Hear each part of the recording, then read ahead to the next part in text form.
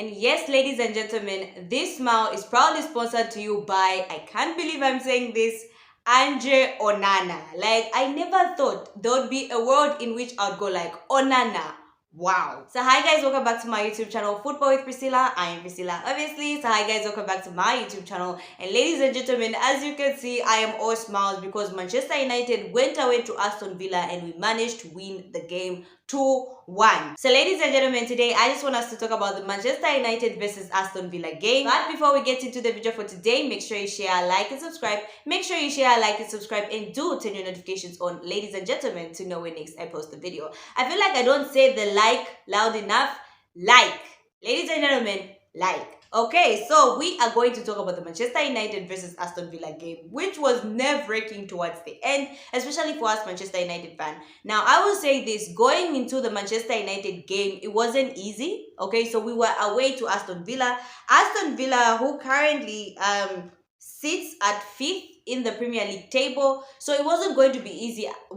I mean, if you've been following the season, Aston Villa has been playing well. They have stayed for a long period of time in the top 6. Like, I was thinking by the time it would be December, January, they'll drop off. But listen, they've put up a fight and they're in and around the top 6 area, right? So they've stayed longer than I expected them to stay. So ladies and gentlemen, obviously going into this game, everyone knew this game wouldn't be easy and we're going away to Aston Villa. So listen, I was hoping for a draw. I did expect a Manchester United win, but listen, my expectations weren't as high. I was like, listen, out of loyalty, I'm going to say Manchester United win, but I wasn't ruling anything out, especially an Aston Villa win. So let's talk about this game. Now, I don't know if I should start with the positives or negatives. Should I start with the positives or negatives? Okay, so let's start with the positives. Now, the first positive for me, ladies and gentlemen, is Manchester United played well in the first half.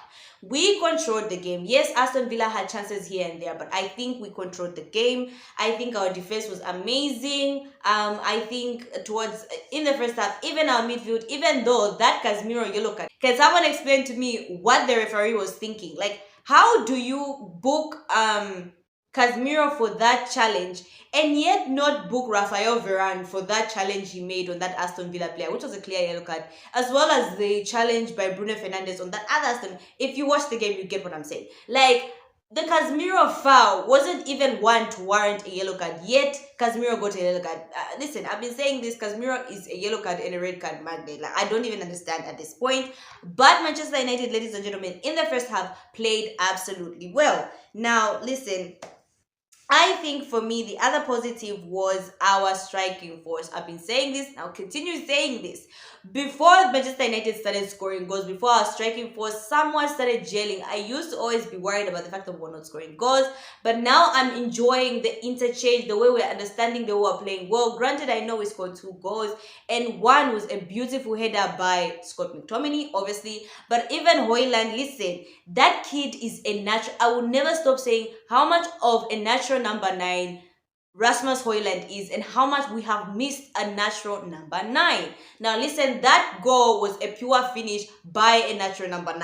Now I know people will be like, what do you mean? It just bounced off the goalkeeper, like he didn't even expect it. No, it's about his position, right? It's about where he was. A natural striker will be in and around that area waiting for the ball to either hit the post or the goalkeeper to either make a mistake, and he's there to finish off the chance. That is what a natural number 9 offers. You will not find Rashford in that position. You will not find Granted Garnacho in that position. If it's Martial, is he still at Manchester United? Like, I don't even know. You will not find either of those, not even Anthony, in that position. But because for Rasmus, it's instinct, right? He's always played as a striker, so he has to be in and around that area. That's why he found himself in that position. I know people will be like, oh, it wasn't that great of a goal. No, it's about his instinct and his positional awareness. That is what you want for your striker. You don't want your striker outside the 18-yard area. You want him in and around there, causing a menace and causing chaos for the defenders. So you know what? I was happy with the striking force. Yes, today Garnacho did not manage to score goals, neither did Rashford. But listen, we are jailing, okay? We're able to interchange, we're able to see each other, we're able to make passes. The touches and the passes are absolutely amazing. So for me, that was a positive. Another positive, obviously, ladies and gentlemen, what a performance by Andrea Onana. Like, what? Onana has clearly been watching my YouTube channel. It's possible. Let's have hope. I have faith. Okay, I think Onana has been watching my YouTube channel because if you've been following me, if you guys have been watching my videos, it's always been an Onana why video. Like always, Onana gives me anxiety. But today, the chances that he managed to save today were absolutely amazing. I did not think he had that in him. Onana, I was not familiar with your game. But listen, what a game he had today. He was amazing. If it's that there was that period in time where who was through on goal? Was it yeah, Watkins was through on goal, right? Onana comes out of the goal and I'm there like, dude, just stay where you are. And manages to clear the ball. And obviously he hit himself in Dalot as well as in Watkins. But listen, seeing that he is not fearful to come out of his box to challenge for certain balls. That was amazing by Onana. I think for me, I was very surprised when they gave Harry Maguire man of the match. I think Dalot played well. I think I think Onana played well. I think for me, it was actually between Dalot and Onana. I think they played amazingly well. So for me, my man of the match, listen, for people it was Harry Maguire. For me, it's Andrea Onana. Like today, he deserved the man of the match. Those shots that he was stopping today, he literally saved Manchester United. So kudos to you, Andrea Onana. You played amazingly well. If you watch this video, anyway, I don't know why I did that. Okay, another positive, ladies and gentlemen. I think for me, McTominay. Can we have a conversation about Scott McTominay? Like, let's just sit today and just like talk about Scott. Guys, is Scott McTominay a striker or a midfielder? What is he exactly? Or is he those players that you can put in any position that can just play? Like he's just a player. Because for me, I've been thinking about this and I was having a conversation earlier today with someone and they were saying, Scott might actually be a striker. Like, could he be the striker? And I'm like, I would have converted him a long time because that good. Like, how is he that good in the 18-yard area? Like, he's always finding himself in good places. Granted, for me, I wouldn't start him. Like, yes, well, on that Scott McTominay hype, I think he's good as a substitute, but not as a starter. But I think we should start thinking of Scott maybe not as a midfielder. Can we convert him finally to a striker? Listen, Scott is not a midfielder. Let's not lie to ourselves. Like, he's a hardworking guy. Blah blah blah. Yes. But he is definitely not a midfielder. Can we bring him back to be a striker? Because for me, I honestly believe Scott is a striker. Teach him some positional awareness, etc. Because the guy can't defend for the life of me. The guy can't read the game on the midfield for the life of me. So obviously, we need to put him more up front. I think Scott for me is a striker. Like, I think it's time we convert Scott McTominay to a striker. So that was another positive. Another positive, I think Bruno Fernandes played well.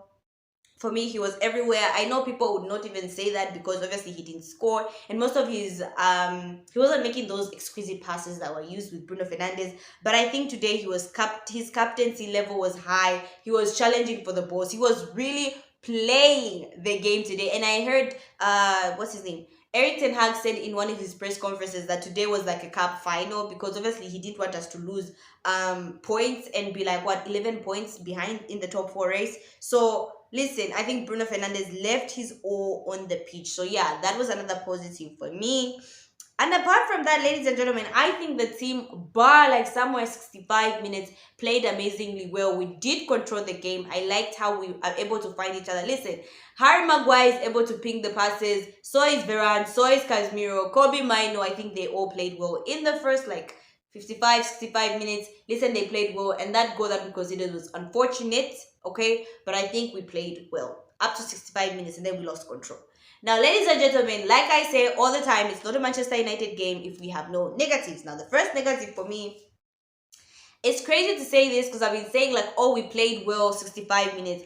But I feel like our midfield today was just shaky. There's a comfortability that Maino, Casemiro and Bruno Fernandes offer us, but I think today we were off. Like Maino was off it and Casemiro was off it. Now imagine if these two are off it, like the game is just gonna be crazy. Because in the first half, yes, we controlled the game, but did y'all see how Aston Villa was just running through our midfield? And the whole time I was like, what's happening to our midfield? Like our midfield at a certain point was very shaky for me. It wasn't convincing. Today Casemiro was off of it. Maino was off of it. The Casemiro yellow card was just not warranted. The trio that we love so much, ladies and gentlemen, today I think they were just off it. So our midfield for me was shaky. The other thing, I am praying, Lord, I am begging, Luke Shaw, please don't be injured. Please, for the life of me, Luke, please stay fit. Did you guys notice how the game just changed when Victor Lindelof came in? Like, all of a sudden the left side was open, and that's where Aston Villa was attacking from. Granted, because Lindelof is slow, and I knew immediately I saw that change, I was like, we're finished. Because Lindelof doesn't have the instinct of a left fullback. He doesn't have the Luke Shaw instinct. So they were just running at him. And I think after Aston Villa saw that change, they were like, yeah, there's an open door over there. But this is what I say, Luke Shaw is an unsung hero because he brings so much balance to the team and not a lot of people notice it. I know a lot of people do say that Luke Shaw is injury prone, maybe we should get rid of him, but with I agree he's injury prone. The getting rid of, I don't agree. But listen, Luke Shaw brings so much balance to the team, and when I say this, there are people who argue like, no, what balance does he bring, this Casemiro etc. But you saw how we started limping when Luke left. Do you see the partnership with Luke and Marcus Rashford? When Luke Shaw is making those runs, and Rashford, for today, I don't know why he couldn't pass those balls to Luke Shaw, but Luke Shaw was making the right runs. Rashford couldn't see him. I have no idea why, but we could see that Luke Shaw, ladies and gentlemen, once he left the pitch, it went haywire for Manchester United. Like, there was an open door on the left side, and oh my gosh, Lindelof was having a bad game. Like, let me just be honest. But yeah, after Luke Shaw left, everything just went downhill from there. But listen, thanks to Scott McTominay, who at least managed to get us a goal. So ladies and gentlemen, I think those are the only negatives. When is Wan-Bissaka coming back? When is Tyrell Malaysia coming back? Like, we need an answer to that left-hand side. Because clearly Luke Shaw is not as fit and is always going to get injured here and there, and we can't play him consecutively in all competitions. So we need a replacement as soon as possible, which takes me to my last point. We need to invest. We need to heavily invest on the team. Right now, I think we have a team that kind of sort of works, but that team needs to be backed up by investment. Enos, Sir Jim Ratcliffe, Eric Ten Hag, we need to invest in that team. Those positions, the defense, once Martinez is out of the team, you can see how we struggle. We need a ball-playing defender. We need a quick ball-playing defender. Harry Maguire, Varane, good defenders, but technicality is not there. They're not quick, right? They're not ball-playing defenders, and we are in desperate need of a ball-playing defender. Now, like Eric Ten Hag was saying, he loves playing Martinez because he's a left-footed defender, as well as Luke Shaw. So we need a left-footed defender. So listen, we need to invest. We saw what happened with Luke Shaw. Once he left the pitch, everything just went haywire. Like, it was crazy because that door was open and we didn't have a replacement. I think Dalot at a certain point will be burnt out because he keeps on playing each and every game. So we need to invest. We need another striker. Not that I'm saying Rasmus is not good. Absolute amazing youngster, but we need to invest. You see, do you guys see Man City's bench? Like, they'll have Phil Foden playing, they'll have Alvarez playing, they'll have Doku playing, and then you look at their bench. Haaland is sitting there waiting to come on. They have Bernardo Silva waiting to come on. They have Kevin De Bruyne on their bench. Like, that is what Manchester United need. We need to heavily invest in the team. But besides that, listen, I'm not going to say a lot of negative things towards Manchester United today. I think going away to Aston Villa is always going to be a tough game. I was thinking it was going to end a draw. Manchester United shocked me. They did really put up a fight. The mentality was there to win the game, so it was absolutely amazing. But listen, Manchester United played well. So yeah, so ladies and gentlemen, those are my thoughts on the game. Do you guys agree with my thoughts? Comment down in the comment section. And comment down in the comment section who you guys' man of the match was. For me, I think it boiled down to Andrea Onana. But hey, I would love to hear your views. So yeah, so that's what I had for you guys today. Thank you so much, guys, for watching. Make sure you share, like, and subscribe. Make sure you share, like, and subscribe. Like and subscribe. And do turn your notifications on, ladies and gentlemen, to know when next I post a video. Bye.